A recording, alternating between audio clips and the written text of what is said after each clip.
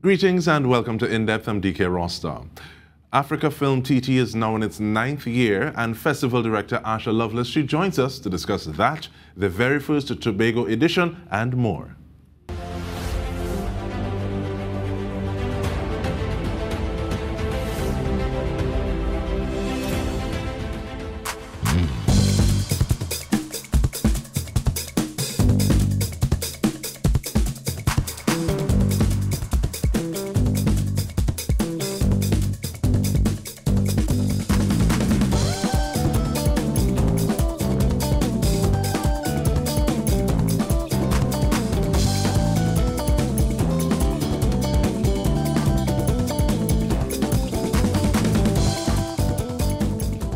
And we're saying, welcome, Asha. How are you? I'm very well, thank you, Dike.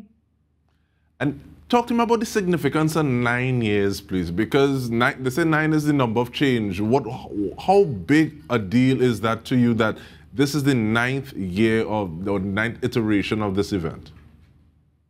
Well, we are obviously very, very happy to have arrived at the 9th year, and we're looking forward to many more. But yeah, 9 this year, 9 brings with it a brand new element to our festival, which is, as you mentioned before, branching off into Tobago. So I think that would be the grand prize for year 9 for us. The grand prize. And now, what was the initial aim of the festival, and has that mission or that vision changed over these years as you've progressed? The main aim of the festival really is to reconnect us with Africa through film. And to expand on that, really, it is specifically geared towards filmmakers. So, you know, when we think of the films that we see in the mainstream and so on, most of the films come from Hollywood. And when we aspire to make our own films, a lot of the times, those are the images or the models or the ideas that we tap into. So this was meant to be a source of inspiration or an alternative, something else for us to see, something else that we can learn from, tap into, you know, be inspired by, you know, on our journey to kind of help us to find ways to telling our own stories. So it was really meant to, initially, that is what it was meant to do. So it will be like another resource for filmmakers to utilize. And has that... But over the years, you know, it has expanded, and so now we are beyond film. We also have an art exhibition, we have a market, we have a party, all of those things I'm sure we'll talk about later on. But yes, so the mission is still here, alive and kicking, and is growing and expanding as we move along. And have you seen the kind of move, and I talk about Forward Home as in a journey to self, have you seen some of those aesthetics, some of the influences being utilized, those models being utilized? There is somebody who asked the question, what will we do with what we've done? And I'm wondering though, I'm just saying, I heard it around the way, but looking at, sometimes it feels as though we're trying to split ourselves in two, because like you said, the imprint is heavy. So a lot of what we see says, okay, this is the way that we should go. Whereas it seems as though the film festival, African Film Festival, may be swimming upstream a little bit, but it feels a little more like ourselves. Do you see some of those touches and tweaks being used a little more in the work that is going on here? Absolutely. I mean, this is exactly that's a very apt description.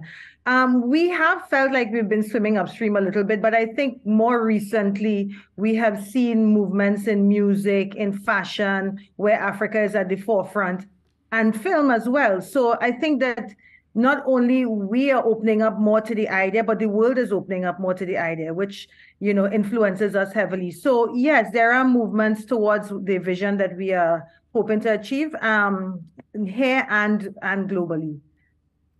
And looking at that global imprint, because it seems sometimes as though we punch above our weight, and then when you realize, but wait, no, this person pick up a little vibes from this place, and they can trace it back, and there's this connection, and it just continues. But let's talk about some of the specific logistics for the program this year, thank you. Because you already started talking about the market and the art exhibition. So give us a little idea about them, please. Well, we started the Afrovive art exhibition during the COVID time when we were doing the festival online. We actually had 2 years online. And this is an exhibition for emerging artists. This came about from the fact that every year we were looking for artists to feature as our featured artists for the year, whose image we would use on our posters and all of our publicity material. So starting from that, we decided to expand that a little bit and open it up to other artists. So because we were also getting quite a lot of interest. So we started with the exhibition online, and now we have an in-person exhibition curated by Chanel Ambris. She seeks out all of these artists in Trinidad and Tobago, puts together a lovely show where artists can sell their work, and it's been really an amazing response. So that is another really wonderful element of the festival that has been growing nicely as well. Talk to me about that focus. It seems as though everything that the festival does is quite intentional. So you talk about the festival being geared towards filmmakers. You talk about the art showcase being geared towards emerging artists. How important is that level of focus, that level of intention? Say, well, this is to achieve this, or is that just something that's coming out in the conversation? Well, it is something that really has evolved. I mean, this festival itself has become a space where artists and creatives can come together, you know, share a film together, talk about the film, look at some art. So we just kind of felt like things were growing out of the initial idea of just presenting these films and exposing us to these films. So then, you know, even at the opening, everybody's thinking about what are they going to wear. So fashion became a big thing. So then the young designers started to come, and people would call me all the time and say, where can I get something with a nice African feel or something like that? So out of just this desire to share these films have come a lot of other, you know, branches to the festival, which we continue to encourage. You know, we are not going to just shut it down on film. We keep expanding as a need arises. So somebody has the idea and they want to add another element, be it a type of food or whatever. And they say, I think this platform, the African Film Festival, is a perfect marriage, and it can be a win-win. Is that something that you're open to? How do people reach out to you to have those sorts of conversations? Well, you know, as I said, we want this to be a space where people can find a space for themselves, whatever it is that you're doing, you know, and of course, get to the creatives and so on. So we are open. I mean, once we can facilitate, once we can support, once we can make it happen, we are open to these kinds of ideas, you know, and we have people all the time. We have collaborations. For example, we collaborate with the Black Consciousness Festival every year. On panel discussions and youth talks and so on. So we are open to partnering. We are open to new ideas coming in. And it's in these spaces that we have such beautiful things arising, and sometimes it looks as though hindsight is 2020. And yes, we knew this would have been a good pairing, but sometimes it's just a possibility. It makes all the difference in the world. But we continue this conversation. When we return, we're looking at the Africa Film Festival, TNT, now in its 9th year. Stay with us. We return with more.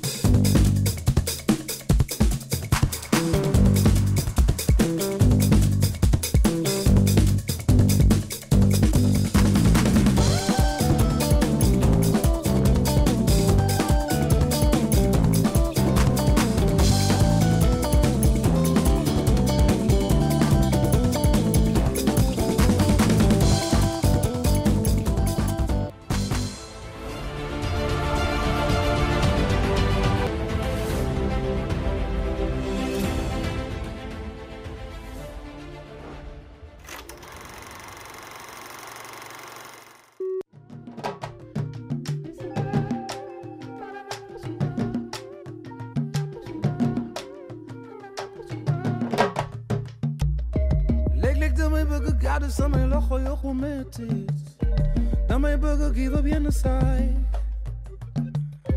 Tan fokki nattu yu takk bëgg yóbbu sama fit xam naa ne àdduna du ma raay coono dafay defar xolu doomu adama bi ci ngëm jàmbat ma yu ma njëgënaay pour yàlla rek xam ni nekk sama dënn ma koy dékku bañ a jeng te gëm ne gannaaw jafe-jafe no fly jikko jamono la jikko jamono la jikko jamono la jikko jamonolo, jiko jamonolo, jiko jamonolo, jamono kaula nyujele.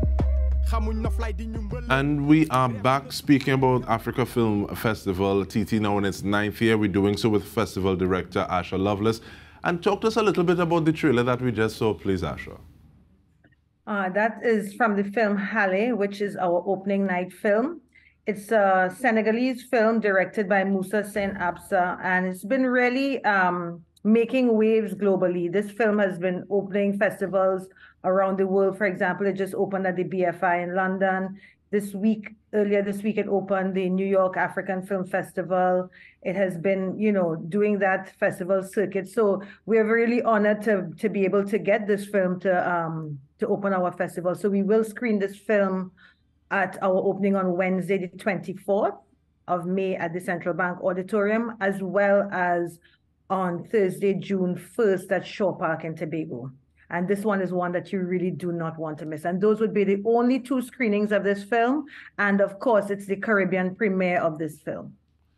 And you're saying that, and I'm looking at these images as we're speaking, and I'm feeling this kind of resonation and is resonating with me. There are things in terms of like even looking at Kalinda, thinking at some of the shots in the water, releasing the, and even like that waving goodbye at the seashore. There's so many things that just seem as though, yes, you feel it as opposed to see it. And it makes me want to ask, how do you go about saying, okay, well, these are the films that we want to screen in this festival? Very good question. So this is a curated festival. I am the curator of the festival, so I select the films that we will see. Although we have a lot of people submitting as well or with an interest to screen in Trinidad, we carefully handpick the films that we would like to show. And what we want to show is, mastery in cinema, in filmmaking. We want to show diversity in Africa and in filmmaking styles and aesthetic. So we want to kind of get a wide range of what is there in Africa that would be of value to us. Of course, we include the children. So we have screenings for children. We have different genres. We try to include documentary films, animation, sci-fi, all of the genres we want to include. So it's really trying to get a nice, diverse image of Africa and the diaspora. I must mention too that we started off as an African festival initially. And then, of course, we had a lot of filmmakers saying to us that I want to screen my film in this festival, and I'm from right here in Trinidad, and there was absolutely no way we could say no to that. And it was a really good marriage, really, to have the African and diaspora films shown together on the same platform. So now, for example, this year we have some films from Trinidad and Tobago, a fabulous film on Roy Cape. We have some short films. We have one on menopause and Black women. We have a film about going pan. We have a film from Haiti, which is a beautiful film. We have a film from the UK, documentary father and son team on Walter Rodney. That's another one that is highly anticipated, another Caribbean premiere that we will close our festival with on the 28th. So it's a really nice, diverse package of films that we have at the festival this year and every year. Now, I see you slipping in some dates. So open it up fully, because I know that individuals can visit www.africafilmtt.com, but at the same time, what are some of those dates? Because you've spoken about screenings in Trinidad, you've spoken about screenings in Tobago. Give us the rundown, guys. Run through the itinerary.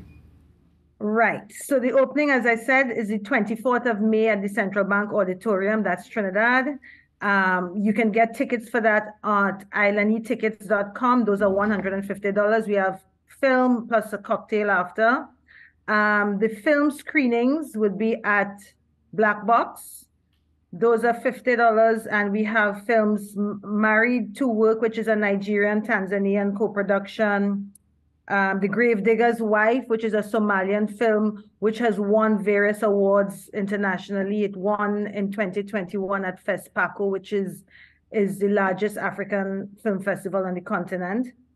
We have the short film package. We also, again, said we are closing with the Walter Rodney film on the 28th. In addition to these films, we also have workshops. So we have invited a gentleman called Fela Oki, who is a super executive in the creative industry and a talent agent. So he's going to do what we are calling the bridge session. In a sense, it's also in tune with bridging the gap between the Caribbean and Africa and really putting a kind of business spin on it. So he's going to talk about talent representation. He's going to do something on film financing, 15 ways to finance your film, which I'm sure many filmmakers would be interested in. And he's also doing an agency lab, which is really to benefit actors and casting agents and directors and so on. It is going to walk the actors through the entire process of auditioning and informing them of exactly what a casting agent would be looking for and so on. So I think that is a really useful one. We also have a wonderful workshop by our very own Naveed Lancaster, who has been sitting right here in Trinidad winning awards globally for his work as a composer.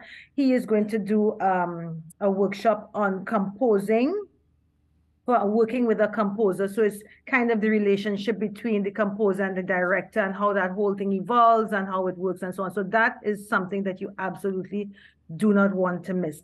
All of the information for those run from Thursday to Sunday. The Fela Oki sessions will happen at APA at UTT, and the other sessions would be at Black Box. I mentioned before that we have a panel discussion with the Black Consciousness Festival, and that's called Roots, and Belonging, as in ROOTS, ROUTES, and Belonging. So that's on Friday, the 26th of May at 5 p.m. at Black Box. So we have quite a lot on our plate for this year. And yeah, I think it's, a program that you really don't want to miss. In the final 45 seconds, talk about the prize. Should I ask, how is only now we're doing Tobago? Or how is it you do? Any way you want to take that, but the 45 seconds are yours. Right. I really have to say, a big thank you to Shell for coming on board fully for Tobago. We approached them with the idea. They were very keen on it and gave us the support that we needed to really make the step to jump over to Tobago. So that was, a big push for us there. And then we have also partnered with the Culture, Transport and Antiquities Division, Tobago, TPAC, Tobago Arts Performing Company, the Tobago Writers Guild, and the Tobago Film Association, and so on. So we have made quite a few partners already in Tobago to get this festival up and running in Tobago. Already there's a buzz in Tobago, so we are very, very, very excited about coming to Tobago. I have a really good feeling about it, and I know that it's going to be the first of many editions in Tobago. I just love that smile when you're talking about it, but yeah, those acronyms get me. I say .cat and TPAC and say God is love. But we want to thank you very much, Asha Lovelace, Festival Director and looking at the Africa Film Festival in Trinidad and Tobago. And on behalf of the entire TT News team, or TTT News team, this has been In Depth with me, Dike Rostant. Thank you so much for joining us.